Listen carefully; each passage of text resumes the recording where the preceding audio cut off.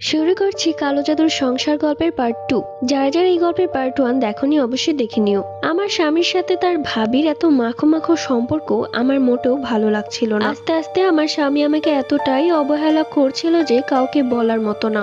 আমি সারা দিন কান্না করতাম আমাদের আগের দিনগুলোর কথা ভেবে। অন্যদিকে সে মহিলা আমার স্বামীর সাথে অনেক এনজয় করছে। তাদের এই মাখো মাখো সম্পর্ক দেখে মাঝে মাঝে ইচ্ছে করতো যে সেই মহিলাকে গলা টিপে মেরে দিয়ে আসি, কিন্তু তখনই মনে পড়ে যায় সেও এই বাড়ির বউ, আর আমি কিছু বলতে গেলে বলবে দেবর ভাবির একটু এরকমটাই হয়। দেখতে দেখতে আমার প্রেগনেন্সির 7 মাস চলে। আমি এখন ভারী কোনো কাজ করতে পারি না, সারা দিন শুয়ে বসে এমনকি ভালোও লাগে না। আমার স্বামী বলে দিল যে বাচ্চাটা আমার বাপের বাড়িতেই হবে, কিন্তু আমি কোনোভাবেই যেতে চাচ্ছিলাম না, কেননা আমি এখান থেকে চলে গেলে তাদের জন্যই ভালো হয়। আমি আমার শাশুড়িকে বললাম আমি চাই আমার বাচ্চাটা এখানেই হোক। আমার শাশুড়ি বলল আমি বৃদ্ধ মানুষ, আমি একা কি করব, আর তোমার বাপের বাড়িতে তো সবাই আছে, সবাই তোমার